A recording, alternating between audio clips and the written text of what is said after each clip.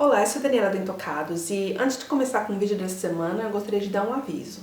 Eu já havia falado em um dos meus vídeos anteriores sobre a nova programação aqui do canal e também os novos vídeos que eu vou fazer como parte da Biblioteca Fantástica da Dani. Só que algumas coisas já vão mudar um pouquinho. Bom, o plano inicial era lançar 3 vídeos por semana. Só que eu logo percebi que lançar 3 vídeos por semana dá bastante trabalho. Criar conteúdo, filmar, editar e publicar 3 vídeos por semana dá realmente muito trabalho, ainda mais para quem ainda trabalha o dia inteiro e ainda quer aproveitar um pouco a vida, né, gente? Mas outro motivo da programação também ter mudado é, na verdade, uma boa notícia. Nós estamos trazendo mais novidades aqui para o canal e apesar de ter um vídeo tirado meu, outro vídeo vai entrar no lugar que será feito por um outro colaborador aqui do Intocados. Então fiquem de olho para saber mais. Então a mudança na programação é que agora eu só vou postar vídeos às segundas e às sextas-feiras. Nas sextas eu estava postando os vídeos sobre as leituras do fim de semana que não vão existir mais. Ao invés desses vídeos eu vou fazer então os vídeos que eu faria na quarta-feira, que seria uma semana top 5 sobre algum tópico, algum assunto, e na semana seguinte seria o vídeo resenha de algum livro. Bom, então vamos para o vídeo dessa semana. Hoje eu vou fazer o meu primeiro vídeo resenha, que é do livro O Duelo dos Reis, do autor Joe Abercrombie. Essa é a parte final da trilogia A Primeira Lei, que tem como primeiro livro O Poder da Espada e o segundo livro O Antes da Forca. Para quem já leu esses 2 primeiros livros, deve estar muito ansiosos para saber como essa trilogia termina. Para quem ainda não leu nada sobre essa trilogia, minha recomendação é vá comprar O Poder da Espada e leia o mais rápido possível. Vocês realmente não vão querer perder, essa série é fantástica. Se você ainda não conhece muito dessa trilogia e não leu nenhum dos 2 primeiros livros, é melhor parar de assistir o vídeo por aqui, senão é capaz de você pegar algum spoiler. Eu na verdade li a versão inglesa desse livro, que tem o nome de The Last Arguments of Kings, e eu tenho 2 versões dele. A primeira é essa daqui, e eu também tenho essa que tem na capa um dos personagens da trilogia, que é o Jezal Dan-Lutar. Eu também vou colocar aqui do lado a capa da versão em português para vocês também verem. Bom, antes de começar com essa resenha, vamos recapitular um pouco o que já aconteceu. Em O Poder da Espada, nós somos introduzidos a 3 personagens. Quando conhecemos o Longo Nove Dedos, nós descobrimos que ele acabou de sair de uma batalha, assim, ele está muito ferido, quase morrendo, e só que ele decide mudar. Ele quer mudar sua vida, quer deixar seu passado sangrento para trás. O Logan parece ser um cara muito bacana. Só que ele dá uns indícios desse lado sangrento e violento dele, que é meio uma dupla personalidade, que é conhecido como o Nobre Sangrento. Ele acaba conhecendo e sendo salvo por Bayaz, que é o primeiro dos magos, e acaba entrando numa jornada com ele. Até então a gente também não conhece muito do Bayaz. Ele simplesmente parece ser um mago bonzinho, sem qualquer má intenção. Também somos introduzidos ao Jezal Dan-Lutar, que tem a função de guarda, mas na verdade vem de uma família nobre e está acostumado a levar uma vida boa, uma vida fácil. Ele passa seu tempo livre jogando com os amigos dele e também correndo atrás da mulherada. Ele está mais preocupado em ganhar uma competição de esgrima e também fazer somente as coisas que mais lhe agradam. O Jezal acaba ganhando essa competição de esgrima com uma ajudinha ali do Bayaz.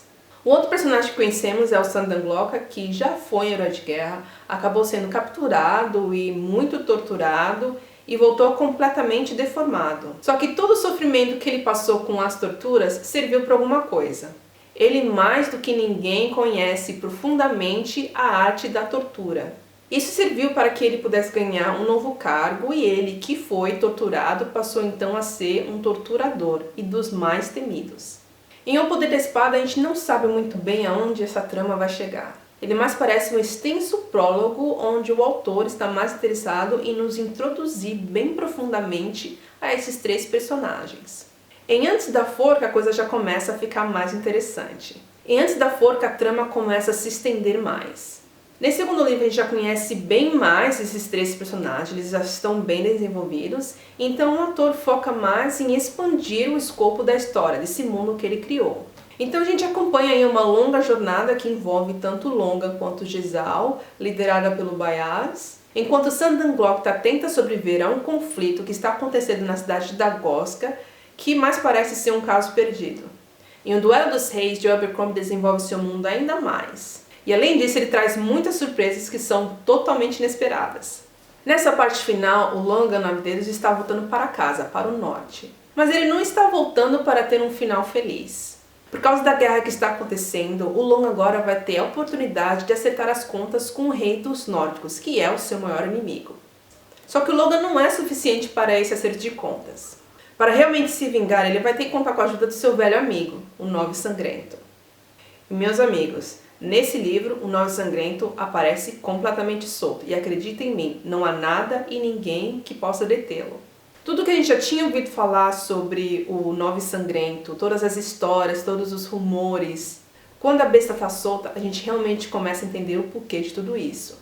Não há limites para a violência dos Nove Sangrentos, não há barreiras, não há amigos, não há nada. Na frente dele somente existe o desejo de matar. Por outro lado, Jezal não luta continua envolvido nas maquinações do Bayaz. E apesar de que, antes da forca, ele tenha dado alguns sinais de que poderia se tornar um herói de verdade, uma pessoa mais nobre mesmo de coração, a gente vê que a verdadeira natureza do Jezal nunca vai mudar. Ele vai ser sempre aquele rapaz mesquinho e mimado. Só que ele não fazia ideia do quão profundo ele está envolvido nos planos de Bayaz. Ele ainda vai ter que enfrentar algumas verdades sobre o seu passado e seu verdadeiro parentesco. E ele vai enfrentar uma grande mudança na sua vida e por mais que essa mudança pareça algo grandioso, ele logo percebe que na verdade é uma prisão sem qualquer saída.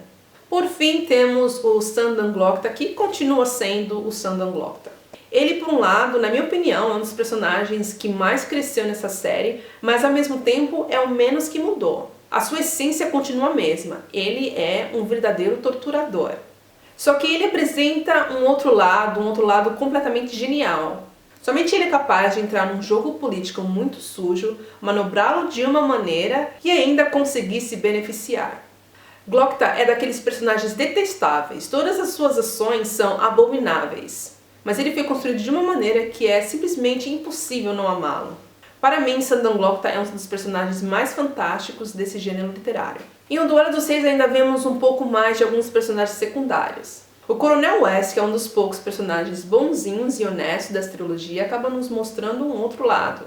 Ele, que também está bastante envolvido nessa guerra, acaba entrando numa situação muito difícil. E as ações que ele toma aos poucos o levam para sua própria destruição. A vida da sua irmã, Ardee, também não está nem um pouco fácil. Ela também se encontra numa situação muito difícil e inesperada e somente um aliado muito poderoso poderá ajudá-la. Ainda tem os companheiros de Logan, que ajudam muito nas batalhas que estão acontecendo ao norte, mas que também acabam sofrendo muito com a violência cega do Nove Sangrento. Mas nada se compara ao primeiro dos magos, o Bayaz. O Bayaz que você conheceu em O Poder da Espada vai te surpreender muito agora em O Duelo dos Reis. Aqui ficamos sabendo quem ele realmente é e quais são as suas verdadeiras intenções. Essa parte final amarra de uma maneira perfeita tudo que foi construído desde o primeiro livro. Joe Abercrombie criou um mundo imperfeito, com pessoas imperfeitas. Os três personagens principais são a verdadeira definição de anti-heróis. E para esse tipo de personagem, a gente sempre espera no final encontrar algum tipo de redenção. Só que redenção não está nos planos de Joe Abercrombie.